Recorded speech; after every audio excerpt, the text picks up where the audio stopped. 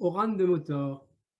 Orane est théologienne, mariée, de grands-enfants, responsable du pôle famille et directrice adjointe du service famille et société de la Conférence des évêques de France de 2013 à 2020.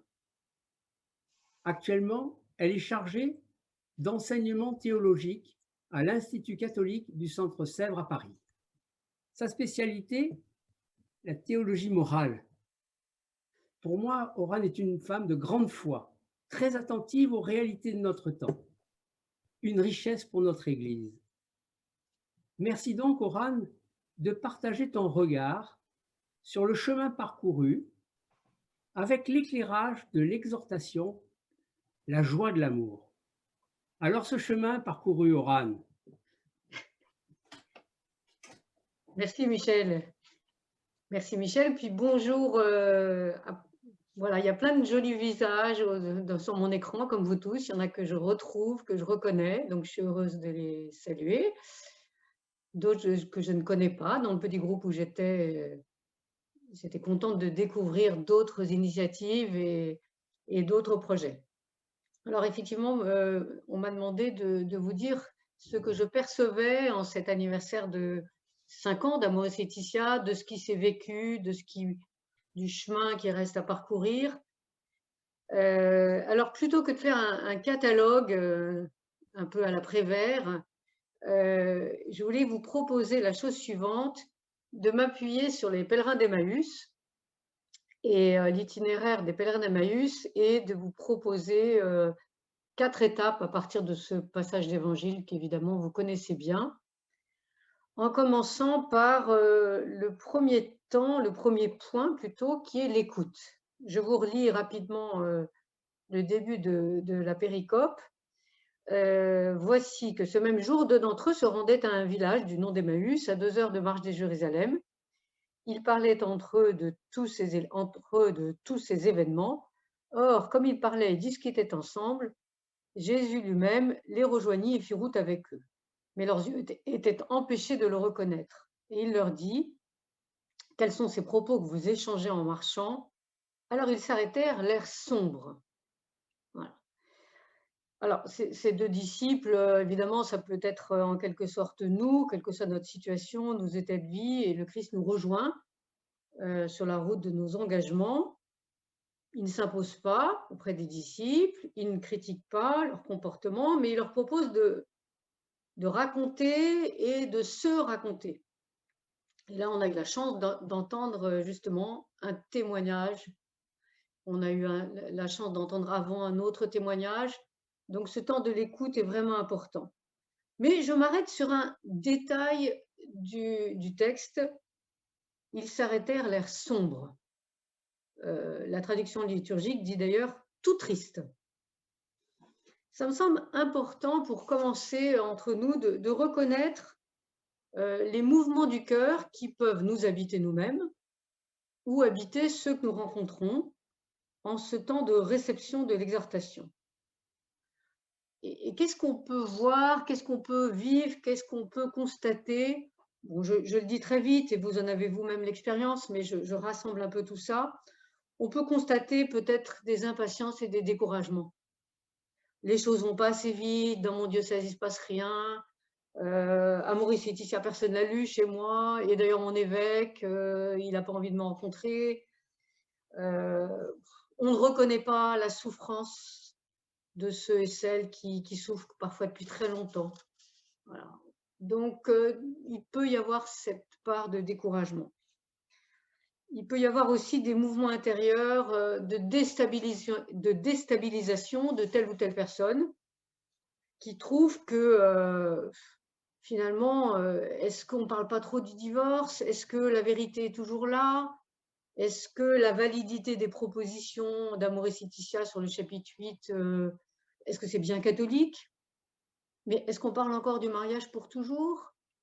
Voilà, il peut y avoir toutes ces attitudes une forme un peu de défiance qui est liée souvent à une méconnaissance du texte. Il peut y avoir aussi, et c'est différent, une certaine angoisse devant la manière de s'y prendre. Accompagner, ça prend du temps. Le discernement, oula, je ne sais pas trop ce que c'est. C'est quoi? C'est un truc de plus.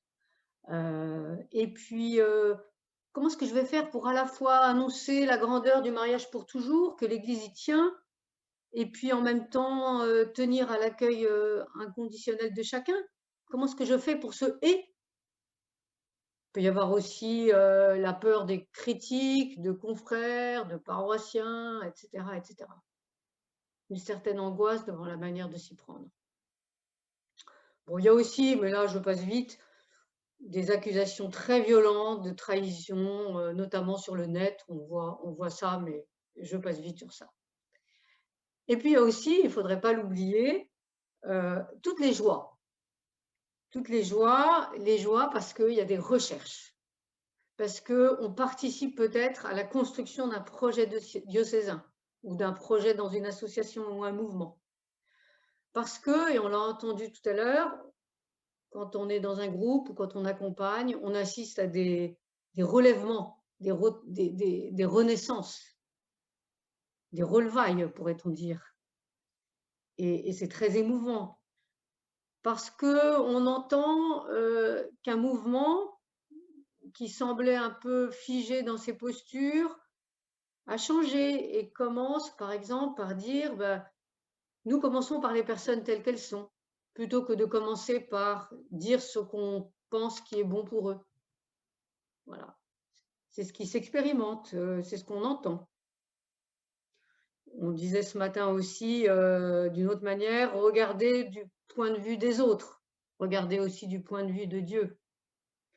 Voilà, donc, sans prétention à l'exhaustivité, vous voyez, prendre conscience de tout ça. Les difficultés, les nôtres et celles des autres, et aussi les joies.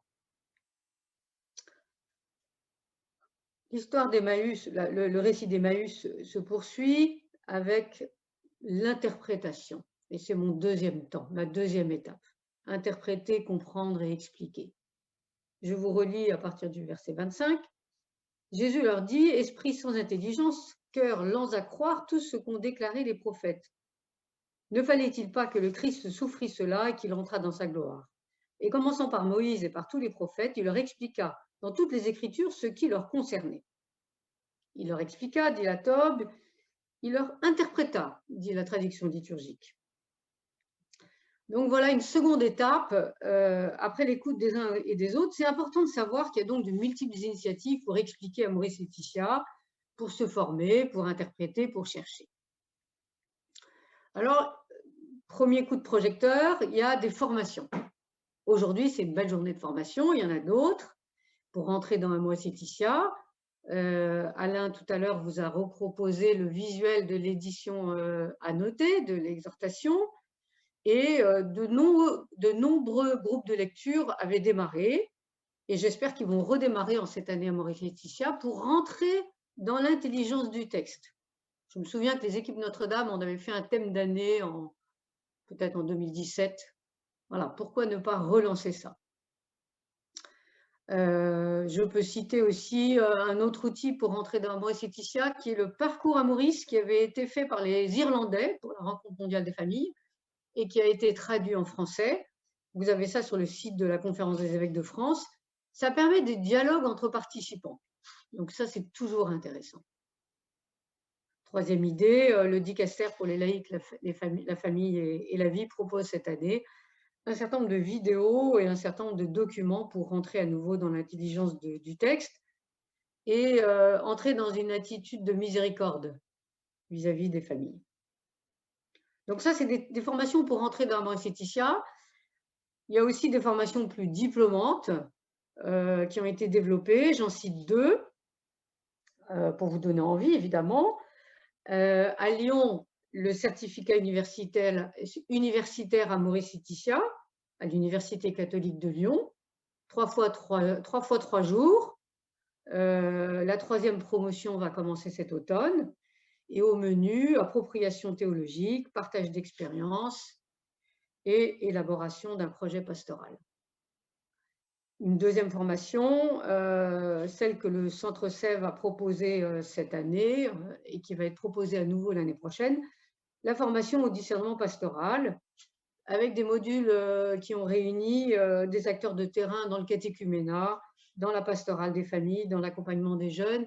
Et nous avons été témoins à la fin de cette première proposition de la grande joie des participants d'avoir non seulement eu des outils, non seulement travaillé, mais avoir été apaisés par rapport à la possibilité de travailler en Église, de dialoguer et de partager. Des livres et des articles. Alors, ben, Alain en a cité tout à l'heure 2, je ne les reprends pas. Je rajoute simplement un livre pour ceux qui voudraient aller plus loin d'Arnaud Join-Lambert et Gilles Routier, Faire nôtre l'exhortation Amoris Laetitia chez Mediaspol en 2021. Et dans les approfondissements théologiques, c'est le troisième aspect, après formation et livres.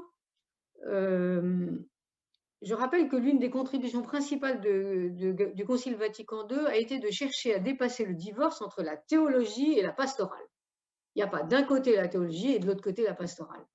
Ça forme une unité, de même qu'il n'y a pas d'un côté la foi et de l'autre côté la vie. Ça forme une unité. Dans Veritatis Gaudium, qui est la charte pour les universités catholiques, c'est très bien rappelé.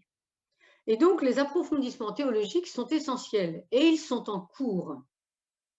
Il faut le dire.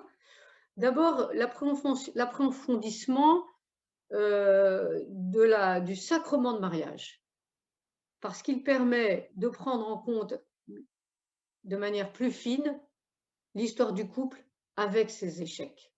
Et donc, c'est important de le faire. Je rappelle que nous sommes marqués par une représentation du mariage comme un statut juridique, un état de vie fixé une fois pour toutes et qui impose aux époux des règles qui sont en fait reçues, semble-t-il, de l'extérieur. Heureusement, le renouveau de la théologie des sacrements fait mieux apparaître ceux-ci, les sacrements, comme des signes du salut accomplis par Dieu, par la médiation de l'Église, présupposant la vie réelle et concrète des personnes pour les conduire à la sainteté en fonction de leur histoire et de leurs possibilités. Voilà. Donc, comprendre le mariage comme un engagement éthique, comme le développement à deux d'une œuvre de liberté risquée et faillible, c'est un lieu en cours d'approfondissement et je renvoie notamment aux recherches menées par Hélène Bricot. Les moralistes sont aussi au travail. Pour ceux qui voudraient creuser, je vous donne le titre d'un article de Catherine Finot dans la revue Intams 2018. La cohérence du septénaire sacramentel au service de la mission des couples les plus fragiles. Vous voyez, c'est une moraliste qui s'intéresse au sacrement. Et c'est toujours intéressant de travailler comme ça en transversalité. Évidemment, en théologie morale, nous avons à reprendre toujours l'articulation de la norme et de la personne. La différence entre le légalisme et le moralisme, elle n'est pas si simple, elle est toujours à reprendre. Et les recherches sont en cours. On pourrait ajouter qu'il y a des travaux en ecclésiologie autour de la synodalité, en droit canon. Tout à l'heure, vous avez vu quelques idées extraites d'un article récent du canoniste Cédric Burguin. Vous voyez, dans ce deuxième temps, expliquer, comprendre, beaucoup de gens sont au travail. Nous-mêmes, vous-même, des théologiens, des pasteurs, et je crois que c'est bon de se le dire. J'en arrive à la troisième étape sur ce chemin d'Emmaüs que j'ai intitulé « Partager ». Je relis la péricope. Ils s'approchèrent du village où ils se rendaient et lui fit mine d'aller plus loin. Ils le pressèrent en disant « Reste avec nous, car le soir vient et la journée est déjà avancée. » Et il entra pour rester avec eux. Or, quand il se fut mis à table avec eux, il prit le pain, prononça la bénédiction, le rompit et le leur donna. Alors leurs yeux furent ouverts et ils le reconnurent, puis il leur devint invisible. Jésus prend le pain, prononce la bénédiction et partage le pain. Il a écouté, il a interprété, il a expliqué et il agit maintenant d'une autre manière, très concrète elle aussi, très concrète. Alors dans cette troisième étape, je nous invite à reconnaître qu'au-delà de l'explication, qu'au-delà de l'écoute et de l'approfondissement, on met déjà en œuvre dans de nombreux lieux diocésains, pour le coup, des mouvements, on met en œuvre les appels d'Amoris Laetitia et je choisis de mettre le projecteur sur 3 lieux, en commençant par le soutien à la vie ordinaire. Là, je ne suis pas sur le thème spécifique de l'accompagnement des personnes divorcées mariées, quoique le soutien à la vie ordinaire les concerne évidemment aussi. Je vous rappelle, je vous lis le numéro 200 d'Amoris Laetitia. L'Église voudrait se rapprocher des familles avec une humble compréhension et son désir est d'accompagner toutes les familles et chacune d'elles afin qu'elles découvrent la meilleure voie pour surmonter les difficultés qu'elles rencontrent sur leur route. Voilà. L'Église veut accompagner toutes les familles et chacune d'elles. Cette redondance, toutes et chacune, nous dit bien que personne ne peut être laissé sur le bord de la route de l'accompagnement. L'Église est une maison paternelle ou une maison de famille, rappelait tout à l'heure Alain Thomaset en citant Amoris Laetitia. Et donc, il n'y a pas d'un côté ceux qui sont dedans et les autres dehors. Voilà, accompagner tous et chacune. Alors, ça passe par de multiples manières de faire. J'en cite 4. D'abord, le développement de lieux d'accueil de proximité pour les familles comme la Maison des familles de Grenoble, la Maison des familles d'Annecy, le Havre des familles, qui évidemment est au Havre. Elles ont des structures différentes, elles ont des manières d'accueillir différentes, mais toutes ces maisons, qu'elles soient portées par les apprentis d'Auteuil, le Secours catholique ou bien la Fédération Familia, qui est une... moi, j'ai mis mon minuteur pour pas être trop... voilà. Toutes ces maisons des familles, il y a aussi celle, donc, je disais, soutenue par Familia, la récente Maison des familles, ont une visée, accueillir toutes les familles. Voilà, premier coup de projecteur. Deuxième coup de projecteur, c'est la meilleure prise en compte de la réalité des violences conjugales. Voilà. Je ne peux pas le déployer plus que ça, mais je vous rappelle qu'en 2019, on a eu le Grenelle des violences conjugales et que la Conférence des évêques de France avait été invitée à l'époque à apporter le point de vue de l'Église catholique sur ce sujet et nous avions pu rappeler que non seulement l'Église est contre les violences conjugales, ce qui est un peu de l'ordre de l'évidence, mais bon à rappeler, mais aussi qu'elle ne demande pas de rester ensemble dans un couple quand l'un des deux est violent. Le pape François parle même de nécessité morale de la séparation dans ce genre de situation. Voilà, coup de projecteur pour rappeler que l'Église n'a pas une vision irréaliste de la vie de famille ou de la vie conjugale et que le pape François nous invite à garder les pieds sur terre sur le sujet et que ça commence à être mieux mis en œuvre. Troisième petit coup de projecteur, bien différent, une initiative autour des fêtes, par exemple les fêtes de la Saint-Valentin. Voilà. Et évidemment, la joie des mariages et évidemment toutes les fêtes de famille qu'on peut imaginer.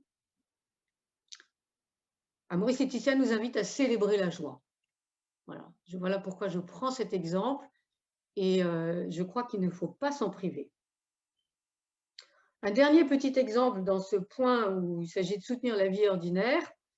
L'année dernière, un petit livret a été publié sur le handicap en famille, un livret qui s'appelle « Quand le handicap survient, l'amour dans la famille à la lumière d'Amoris Laetitia », un livret qui est disponible sur le site de la Conférence des évêques et qui vise à rapprocher les familles, celles qui ont un membre handicapé et les autres. La question de l'exclusion ou de l'intégration, elle vaut aussi pour ce lieu-là, les familles qui ont un membre handicapé. Voilà. Deuxième, alors, donc c'était ce premier point, soutenir la vie ordinaire. Deuxième coup de projecteur de J'aime partage, soutenir les chemins sacramentels. Deux choses que je voudrais dire. Dans la préparation au mariage, voilà, il y a de beaux livrets qui sont faits pour les accompagnateurs. Je pense à celui de Nantes ou de Créteil, qui s'appuie vraiment sur Amoris Laetitia comme une ressource pour préparer le mariage. Et il y a toute une réflexion intéressante autour de l'appui du rituel sur le mariage, du mariage pour soutenir le mariage. Préparation au mariage, et puis catéchuménat. Alors, vous savez, nous savons que la part des catéchumènes en situation familiale ou matrimoniale complexe, elle a beaucoup augmenté et elle continue à augmenter. C'est lié à l'évolution de notre société, bien évidemment. Et Amoris Laetitia rappelle sur ce point, sur l'accès au sacrement de l'initiation, que c'est le discernement qui prime sur toute vision légaliste. C'est le discernement qui prime. Et je constate avec joie que des travaux sont en cours, à la fois dans les services diocésains et dans le service national du catéchuménat, pour que le chemin des sacrements de l'initiation soit pleinement éclairé par l'exhortation. C'est en cours, et moi je nous invite tous à y participer et à encourager nos services diocésains, encourager nos paroisses à travailler à la lumière d'Amoris Laetitia pour que les sacrements de l'initiation chrétienne ne soient pas barrés. Mais c'est en cours. Troisième, après ce soutien des chemins sacramentels, j'en arrive à un troisième point qui est l'accompagnement des personnes après la séparation, le divorce ou le remariage. On l'a dit tout à l'heure, en France ou en Belgique, une vingtaine de diocèses ont déjà mis en place des processus diocésains d'accompagnement qui vont plus loin que les groupes de parole qui existent déjà, qui se développent, qui vont plus loin que des lieux d'écoute. Voilà. Ce sont Amoris Laetitia nous invite à développer des processus de discernement à la fois personnels et pastoral. On l'a dit tout à l'heure, et Alain Thomasset rappelait que ça implique souvent deux phases différentes. Le discernement pastoral avec l'aide d'une accompagnatrice ou d'un accompagnement, d'une accompagnatrice ou d'un accompagnateur, pardon, et d'autre part le discernement pastoral mené avec le pasteur ou l'équipe de la communauté locale. Et je rappelle que c'est bien la personne d'abord qui discerne devant Dieu le pas qu'elle va pouvoir faire. Je vous propose 4 lieux et j'en tire quelques points d'attention. 4 lieux diocésains. Alors, est-ce que je peux faire un petit partage d'écran ?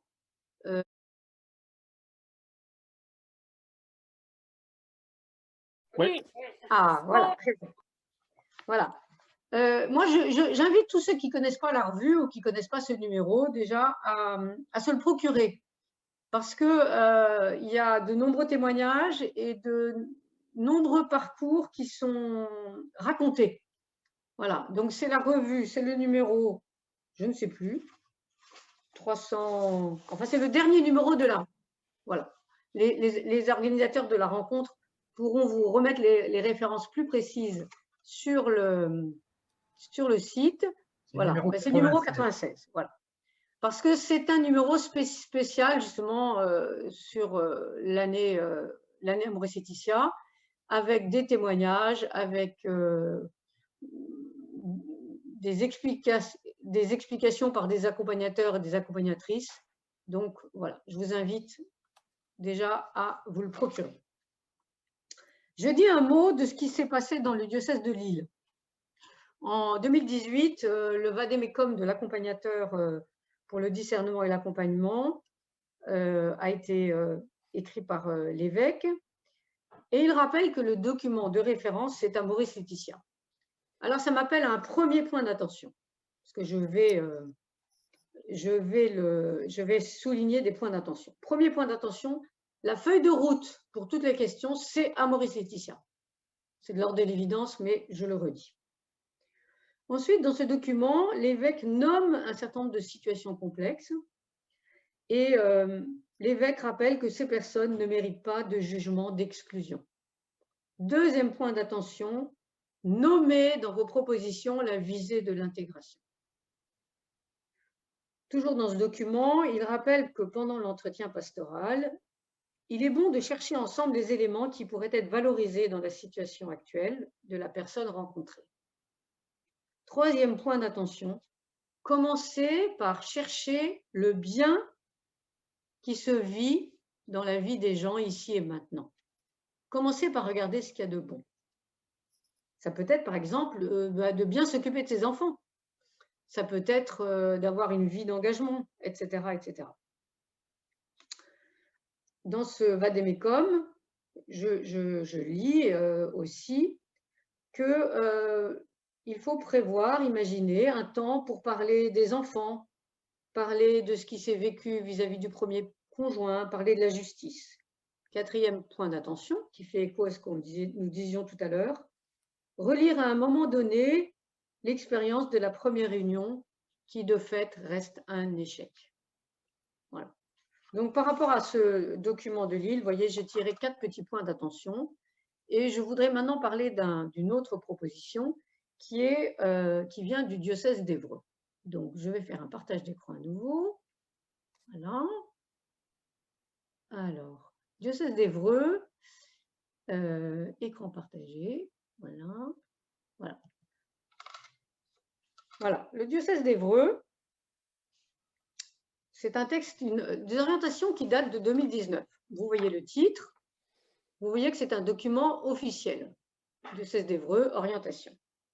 Monseigneur Nourichard a publié ces orientations et elles ont été publiées sur le site internet du diocèse. Elles sont donc très visibles et ça m'amène à mon 5e point d'attention, que j'ai entendu d'ailleurs tout à l'heure dans mon petit groupe, donner de la visibilité aux propositions, les faire connaître, c'est très important. Ce document, on ne va pas le travailler maintenant, mais demande à l'ensemble des acteurs pastoraux d'accueillir, d'accompagner et de discerner, et demande à toute la communauté ecclésiale de se sentir responsable de l'accueil. Vous voyez, je le vois ici, c'est la vocation de la communauté ecclésiale d'accueillir les couples. Voilà. 6e point d'attention, tous sont concernés par la mission d'accueil et d'intégration, même si quelques-uns ont des missions spécifiques. Voilà. Mais c'est l'affaire de tous, c'est aussi l'affaire des communautés. 7e point d'attention, je le dis parce que ce document est organisé en 2 parties, l'accueil pastoral des personnes divorcées à mariées, et ensuite, il est centré sur les temps de prière à l'occasion du remariage civil. Voilà. Et il n'y a pas de trame très précise. C'est des recommandations, des points d'attention. Vous voyez, la trame est très générale. Accueil, écoute parole de Dieu, témoignage, prière, bénédiction, envoi. Alors, ça m'amène à un 7e point d'attention à partir de ce document. C'est bon de prévoir des trames, des points de repère, et c'est bon d'avoir des documents diocésains. Mais ça ne peut pas nous enfermer. Il faut aussi laisser de la place à l'imprévu, laisser de la place à l'Esprit Saint. Je ferme ce document. Hop. Voilà, je ferme ce document et je voudrais maintenant vous proposer un autre document le document de la province. Alors donc, qui dit province dit plusieurs diocèses, de la province de Clermont-Ferrand. Voilà. Voilà, ce livret en couleur qui date de 2020, donc il est tout récent, pour l'accueil et l'accompagnement des personnes séparées, séparées divorcées, divorcées mariées ou engagées dans une nouvelle union. Dans la préface de ce livret, hop, je descends un peu, dans la préface de ce livret, voilà, la préface est signée de qui? De Monseigneur Caliste. Ça redonne l'autorité du document. Et Monseigneur Caliste invite à l'accueil de toutes les demandes, à l'accompagnement fraternel de chaque personne, au discernement de ce qui est encore possible malgré les blessures, à l'intégration dans la vie d'une Église qui comprend peu à peu qu'elle a besoin de tous ses membres, et surtout les plus fragiles, pour se construire en fidélité à Jésus-Christ. Vous l'avez sous les yeux. Donc, et le livret, ensuite, voilà, je ne le parcours pas, mais je vous montre comment c'est organisé. Hein. Le livret va nommer différentes situations, par exemple des histoires différentes de divorce, va citer différentes demandes, par exemple les temps de prière, le retour à la vie sacramentelle. Et j'en tire un 8e point d'attention, qui est d'avoir l'oreille fine. D'avoir l'oreille fine pour entendre toutes sortes de demandes. Et avoir l'oreille fine pour se dire que ceux qui ne sont pas là nous manquent. Ceux qui ne sont pas dans nos communautés nous manquent. Je note aussi que ce livret est très beau. Bon, c'est mon point de vue. J'espère que vous êtes d'accord avec moi. Je le trouve beau, il est bien illustré. Et en plus, il a été travaillé avec quatre diocèses qui ont travaillé ensemble. 9e point d'attention, ce n'est pas une pastorale au rabais, l'accompagnement des personnes divorcées ou mariées, et ça ne peut pas être une pastorale au rabais ou en cachette. Donc, communiquer et faire quelque chose de beau et d'attrayant. Voilà, je ferme ce livret. Et comme dernière initiative, je voudrais vous présenter ce qui se vit dans le diocèse de Pontoise. Voilà. Hop. Certains, enfin, c'est une, voilà, je partage ça. Voilà. Les orientations pour la mise en œuvre du chapitre 8 d'Amocitia dans le diocèse de Pontoise qui date de 2018. C'est à nouveau un document diocésain sous le sceau de l'évêque, Stanislas Ladanne. Je note que ce livret s'inscrit dans un dispositif assez ample. Il y a le livret, mais il n'y a pas que ça. Il y a des groupes de parole de personnes divorcées et remariées qui existent dans le diocèse depuis assez longtemps. Il y a des rencontres qui sont organisées annuellement avec l'évêque entre les personnes divorcées, remariées, enfin tous ceux qui souhaitent. Ça s'est vécu, évidemment, ce genre de rencontre s'est vécu avec beaucoup de succès dans tous les diocèses où ça a été organisé, il faut le dire. Hein. Je pense à Lyon, je pense à Rouen, enfin je pense à plein d'autres. Dans ce dispositif, il y a aussi la formation des accompagnateurs et des accompagnatrices qui se rencontrent, ils ne sont pas livrés à eux-mêmes, ils échangent. Voilà. Un certain nombre de points d'attention qui amènent à des points de vigilance. On ne peut pas simplement proposer un petit coup d'épée dans l'eau, une initiative isolée. Il faut que ça soit accompagné sur l'ensemble par l'ensemble des acteurs et pour l'ensemble des acteurs. Alors, ce texte, après une préface, va organiser voilà, vous avez le plan sur la page 3, traite successivement des demandes d'accès au sacrement de l'initiation chrétienne, des demandes de réintégration dans la vie sacramentelle, de l'intégration au sens large dans la communauté et des procédures. Et c'est intéressant de traiter dans un même document les sacrements de l'initiation chrétienne et l'intégration au sens large, puisque c'est le même regard, si vous voulez. C'est le même regard. Le texte ne dit pas exactement comment il faut faire. Et Samamel, il donne des critères de discernement issus d'Amoris Laetitia, voilà, mais ne dit pas on va faire comme ci, comme ça et comme ça. Et ça m'amène à un 10e point d'attention. Le discernement, c'est un art, c'est artisanal, si vous voulez. C'est pas une technique. Et l'évêque insiste, et c'est le 3e point, voilà, sur l'intégration dans la communauté. Je lis avec vous, il appartient au curé à l'EAP de faire un travail avec la communauté paroissiale pour que celle-ci se montre vraiment accueillante. 11e point d'intention, former les communautés. Voilà. J'arrête le partage d'écran et j'arrive à ma conclusion. Voilà. Voilà. Ces 11 points d'intention, on pourra en reparler tout à l'heure dans le temps des questions, n'ont pas prétention à vous dire tout ce qu'il faut, tout ce à quoi vous devez penser ou tout ce que vous devez faire. Ce sont quelques points de vigilance que j'ai relevés à partir de ces textes. Et quand vous avez des documents, je vous invite vous-même à vous interroger toujours. Qu'est-ce qui est mis en valeur? Qui travaille? Qui sont les acteurs? Qu'est-ce que le lecteur qui découvre le texte va comprendre? Qu'est-ce que les photos disent ou ne disent pas? Qui dans le diocèse est concerné, etc., etc. Des laïcs, des hommes, des femmes, voilà, de vous interroger non seulement sur les documents de travail que vous recevez, mais sur les documents que vous élaborez, bien évidemment. Alors, j'aurais pu vous parler aussi de ce qui se vit à Créteil, de ce qui se vit à Toulouse, à Reims, à Versailles, à Annecy, ou dans les mouvements. Ça aurait pu être un peu fastidieux, donc j'ai préféré faire autrement, mais ça existe. Voilà, ça existe. C'est plus ou moins connu, mais ça existe. J'en arrive à la 4e étape qui va me servir de conclusion, 4e étape dans le parcours des pèlerins d'Emmaüs.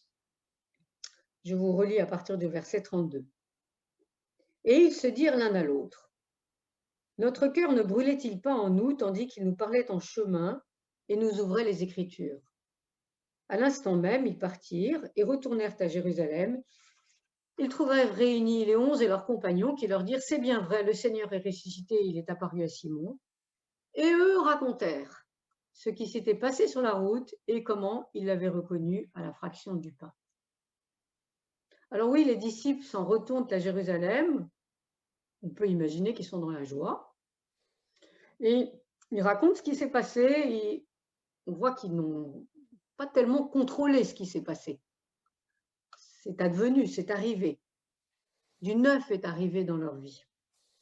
Et peut-être que nous-mêmes, vous-même, c'est ce que vous allez vivre après cette journée en rentrant chez vous. Enfin, vous y êtes chez vous, mais en partageant après avec les autres. Partagez ce que nous aurons travaillé, ce que nous aurons, les prières que nous aurons vécues ensemble. Partagez ce qui se sera expérimenté. Parce que bien sûr, le chemin n'est pas fini et d'une certaine manière n'est jamais fini. Et je note, et ça sera vraiment mes derniers mots, que les 4 étapes que je relève, que j'ai relevées, écouter, expliquer et interpréter, mettre en œuvre, partager, ce ne sont pas d'abord des étapes chronologiques, c'est un tout. Si vous voulez, ça forme système. Bien plus qu'un mode d'emploi ou qu'une manière très rigide de faire, il s'agit toujours d'être dans ces 4 lieux. L'écoute, l'explication, l'interprétation, la mise en œuvre et puis le partage. Donc c'est plutôt de l'ordre d'une manière d'être, d'un mouvement dynamique. 5 ans après la publication d'Amoris Laetitia, on est évidemment bien loin d'avoir fini ce travail d'écoute, de compréhension et de mise en œuvre. Mais ça bouge. Voilà, ça bouge. Et ce qui donne confiance pour la suite, Et c'est d'entendre ceux qui ont vécu et partagé une mise en route, c'est d'entendre ceux qui ont retrouvé la paix, c'est d'entendre toutes ces relevailles que j'évoquais au début. Et je crois que leurs témoignages nous encouragent et je les en remercie. Et je vous remercie de votre écoute.